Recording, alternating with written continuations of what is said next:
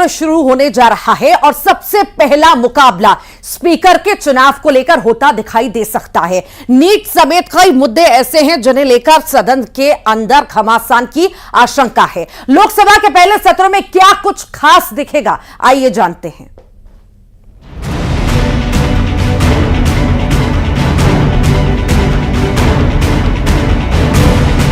नरेंद्र मोदी का जो कॉन्सेप्ट था उसको ऑपोजिशन ने डिमोलिश कर दिया, खत्म कर दिया। मोदी सरकार तीसरी बार दुनिया के सबसे बड़े लोकतंत्र की अगुवाई कर रही है। हालांकि 18वीं लोकसभा का स्वरूप पिछले 2 बार से काफी कुछ अलग और बदला है। इस बार विपक्ष भी मजबूत है और कई नए चेहरे सदन के अंदर अपने समाज के मुद्दे और अपनी राजनीतिक विचारधारा के साथ में बोलते हुए दिखाई देंगे। 18वीं लोकसभा का पहला सत्र शुरू होने जा रहा है और सबसे पहला मुकाबला स्पीकर के चुनाव को लेकर होता हुआ दिखाई दे सकता है। सबसे पहले आपको बताते हैं कि आखिर 18वीं लोकसभा के पहले सत्र में क्या क्या होने वाला है। 18वीं लोकसभा का पहला सत्र 24 जून से 3 जुलाई तक 10 दिन में 8 बैठकें होंगी। 24-25 जून को नए सांसदों की शपथ होगी। 26 जून लोकसभा स्पीकर का चुनाव। 27 जून राष्ट्रपति का अभिभाषण। 28 जून पीएम मोदी मंत्रिमंडल का परिचय देंगे। 1 से 3 जुलाई राष्ट्रपति के अभिभाषण पर चर्चा। सत्र के दौरान संसद के अंदर जो सबसे पहला मुकाबला संभव है वो स्पीकर के चुनाव को लेकर हो सकता है। हालांकि सरकार का पक्ष मजबूत है, लेकिन विपक्ष अड़चने पैदा कर सकता है। 17 और 18 जून को रक्षा मंत्री राजनाथ सिंह के घर मंत्रियों की बैठक हुई। इसमें लोकसभा स्पीकर को लेकर भी चर्चा हुई। बीजेपी चाहती है कि स्पीकर उनकी पार्टी का हो।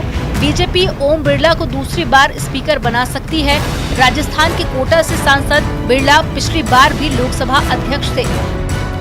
बीजेपी के सहयोगी दल जेडीयू और टीडीपी के बीच में स्पीकर पद को लेकर मांग उठी थी। बाद में जेडीयू ने घोषणा कर दी कि वो बीजेपी के किसी भी फैसले का समर्थन करेगी। टीडीपी ने एनडीए उम्मीदवार की वकालत की है, यानी अभी खुलकर कुछ भी कहने से परहेज किया है। देखिए, परंपरा क्या है, ट्रेडिशन कन्वेंशन क्या कहता है कि सबसे वरिष्ठ सांसद को स्पीकर प्रोटेम नियुक्त किया जाता है। तो ये अच्छा संकेत नहीं देता। ये टकराव पंगा ले रहे हैं पहले दिन से। 10 साल बाद कांग्रेस को नेता प्रतिपक्ष की कुर्सी मिलने जा रही है। इस बार 18वीं लोकसभा में नेता प्रतिपक्ष भी होगा और पिछले 10 साल से लोकसभा में नेता प्रतिपक्ष का पद खाली है, क्योंकि 2014 के बाद से किसी भी विपक्षी दल के 54 सांसद नहीं जीते और मावलंकर नियम के तहत में नेता प्रतिपक्ष बनने के लिए लोकसभा की कुल संख्या 543 का 10% यानी कि 54 सांसद होना जरूरी है।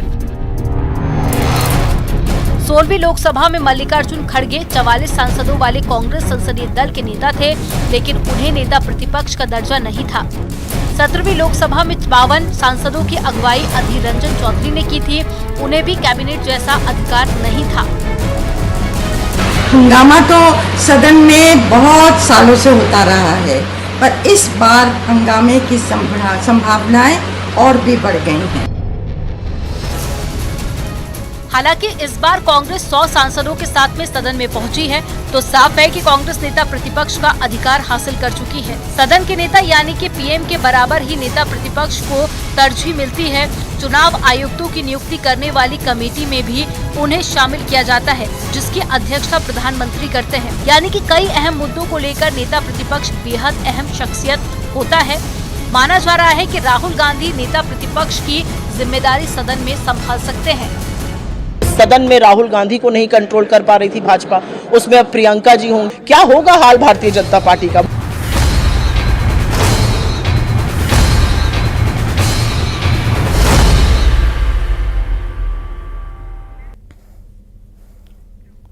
नई सरकार के पहले संसद सत्र के पहले विपक्ष आक्रामक है। सरकार को घेरने के लिए कांग्रेस मुद्दे तैयार कर चुकी है। संसद सत्र के हंगामेदार रहने की पूरी उम्मीद है, जिसकी रणनीति पहले ही तैयार हो चुकी है। देखिए,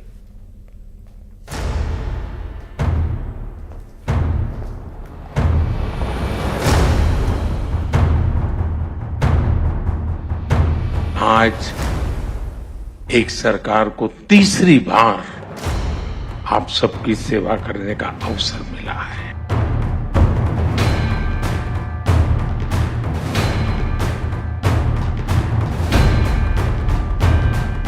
नरेंद्र मोदी का जो कॉन्सेप्ट था उसको ऑपोजिशन ने डिमोलिश कर दिया, खत्म कर दिया।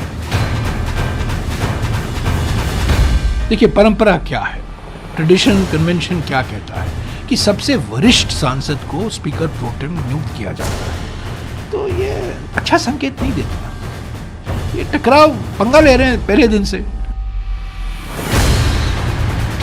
सदन में राहुल गांधी को नहीं कंट्रोल कर पा रही थी भाजपा, उसमें अब प्रियंका जी होंगी। क्या होगा हाल भारतीय जनता पार्टी का?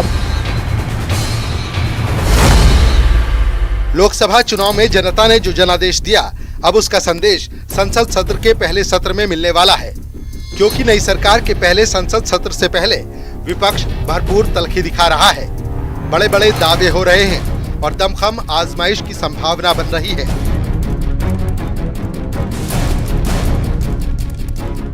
नरेंद्र मोदी का जो कॉन्सेप्ट था उसको ऑपोजिशन ने डिमोलिश कर दिया, खत्म कर दिया है। मतलब जो बिग नरेंद्र मोदी जी की जो इमेज थी उसको फाड़ दिया। बहुत मजबूत ऑपोजिशन है, तो काफी मतलब इंटरेस्टिंग समय है। विपक्ष की तरफ से पहले ही ये इशारा कर दिया गया है कि इस बार सत्ता पक्ष को विपक्ष का आक्रामक रूप देखने को मिलेगा। सदन में राहुल गांधी को नहीं कंट्रोल कर पा रही थी भाजपा, उसमें अब प्रियंका जी होंगी। क्या होगा हाल भारतीय जनता पार्टी का? यानी संसद सत्र के हंगामेदार रहने की पूरी उम्मीद है, जिसकी रणनीति पहले ही तैयार हो चुकी है। चाहे यूपी में सबसे ज्यादा सीट जीतने वाली अखिलेश यादव की पार्टी हो या फिर 98 सीट जीतने वाली कांग्रेस, सरकार को घेरने के लिए मुद्दे तैयार कर चुकी है। सबसे पहला मुद्दा लोकसभा स्पीकर का है। चुनाव के लिए पक्ष विपक्ष में टकराव की संभावना है। उसके बाद नीट परीक्षा विवाद, पेपर लीक पर विपक्षी पार्टियां पहले से हमलावर हैं। बात अग्निवीर योजना की करें तो लोकसभा चुनाव के दौरान भी ये मुद्दा छाया रहा। अब सदन में इस पर संग्राम छिड़ने वाला है।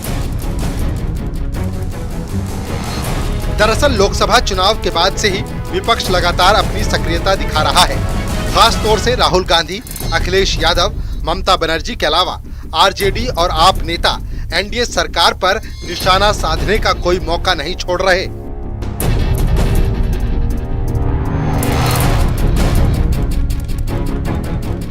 इस बार संसद सत्र में अखिलेश यादव की भूमिका भी अहम मानी जा रही है। अखिलेश यादव अपने सभी 36 सांसदों के साथ बैठक करने वाले हैं। इस दौरान रणनीति तैयार होगी।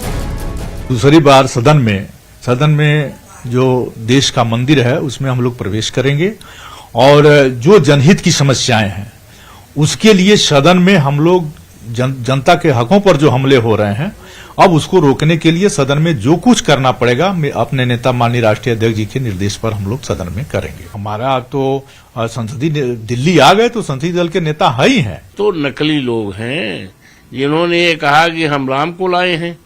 Can you believe, can the nation will believe कि ये राम को लाने वाले लोग हैं?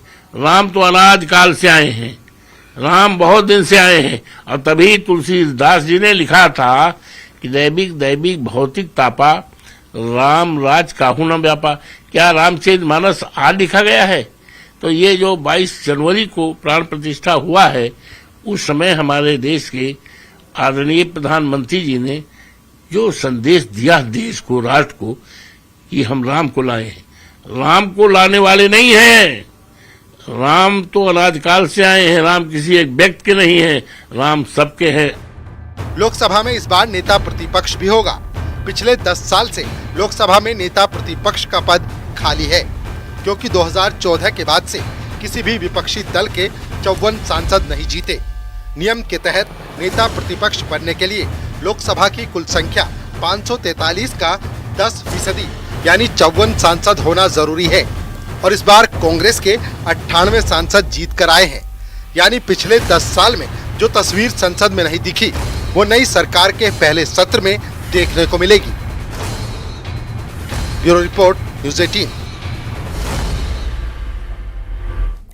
और इसी बीच बड़ी खबर का जिक्र करेंगे। प्रोटेम स्पीकर पर सियासी विवाद जो है गहराता जा रहा है। प्रोटेम स्पीकर को लेकर विपक्ष ने रणनीति बनाई है। स्पीकर की कुर्सी पर नहीं बैठेगा विपक्ष। प्रोटेम स्पीकर के सहयोग के लिए विपक्ष की रणनीति तैयार हुई है।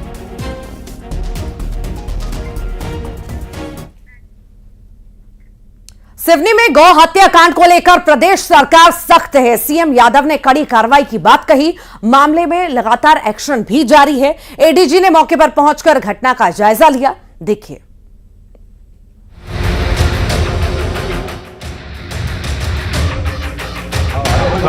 सिवनी में गौ हत्याकांड से हड़कंप मचा हुआ है। घटना को लेकर सरकार सख्त है। कलेक्टर और एसपी को हटा दिया गया है।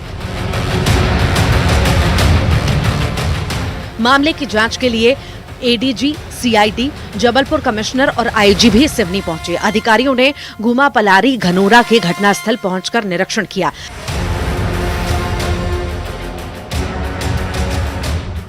सीएम यादव ने कहा कि एमपी में गौवंश के खिलाफ कानून है और जो भी अपराध करेगा उसके खिलाफ कठोर कार्रवाई की जाएगी। सीएम ने कहा कि प्रदेश स्तर पर भी कार्रवाई की मॉनिटरिंग की जा रही है।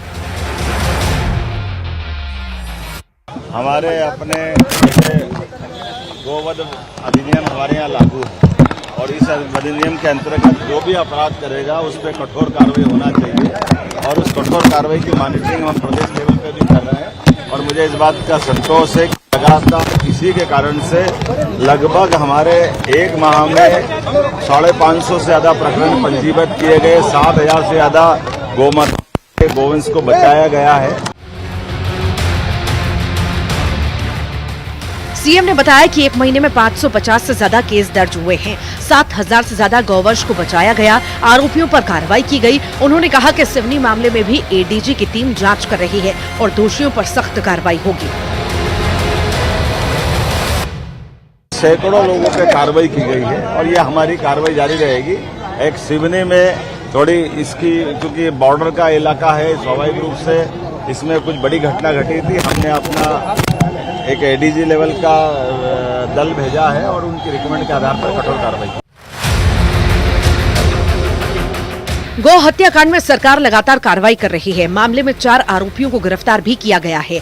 राष्ट्रीय सुरक्षा अधिनियम के तहत भी कार्रवाई की गई है। जिले के अलग अलग थाना क्षेत्रों में बीते दिनों 50 से ज्यादा गायों के शव मिले थे, जिसके बाद लगातार एक्शन जारी है। Bureau report, news 18।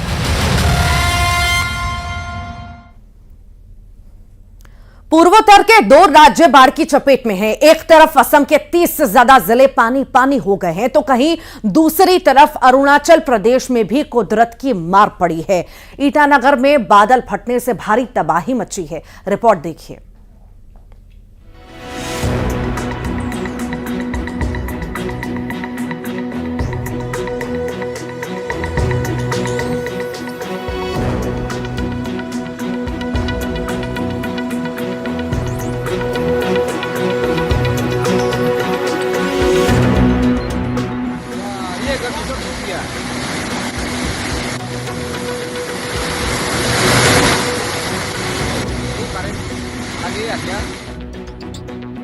असम में बारिश और बाढ़ लोगों की जिंदगी पर भारी पड़ती जा रही है। लगातार हो रही बारिश से पूर्वोत्तर राज्य पूरी तरह जलमग्न दिखाई दे रहा है। असम की तो ये हर साल की कहानी है। बाढ़ की विभीषिका देखी जा सकती है। हालात ये हैं कि लोग घरों को छोड़ने पर मजबूर हैं, क्योंकि गांव के गांव, खेत खलिहान सब पानी में डूबे हैं।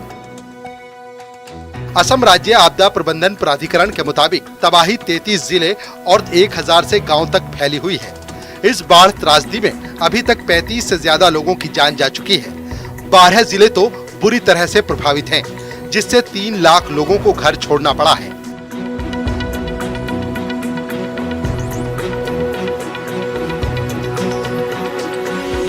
बाढ़ प्रभावित इलाकों में सरकार की लगातार नजर बनी हुई है। असम में 130 से ज्यादा राहत शिविर बनाए गए हैं। करीमगंज में सबसे ज्यादा तबाही हुई है। हर तरफ सिर्फ पानी है। करीमगंज में सबसे ज्यादा 2.5 लाख लोग घर छोड़ने को मजबूर हुए हैं।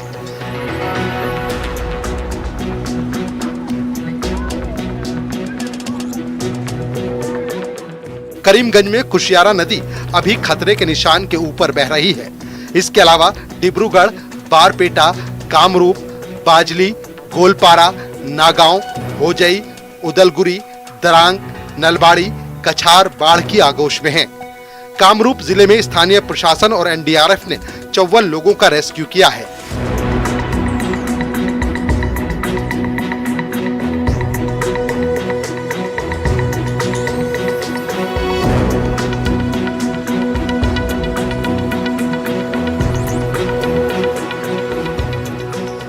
लोगों को बचाने के लिए नाव का भी इस्तेमाल किया जा रहा है।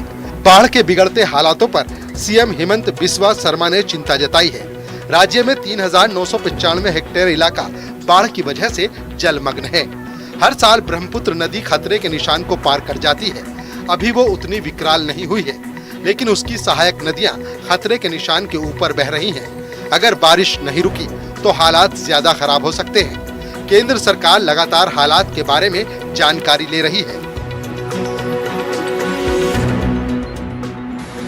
वहीं पूर्वोत्तर के एक और राज्य अरुणाचल प्रदेश में भी कुदरत की विनाशलीला दिख रही है। राजधानी ईटानगर में बादल फटने की घटना हुई है।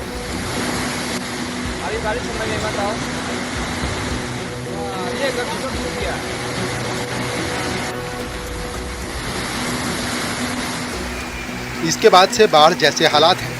हर तरफ पानी ही पानी नजर आ रहा है। लगातार हो रही बारिश लोगों के लिए मुसीबत खड़ी कर रही है। कई जगहों पर भूस्खलन भी हुआ है।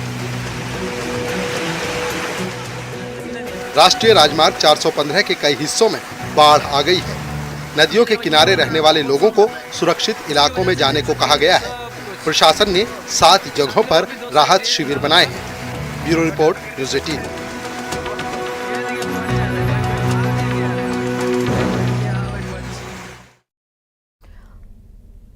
और इसी के साथ ही खबर असरदार में आज के लिए इतना ही।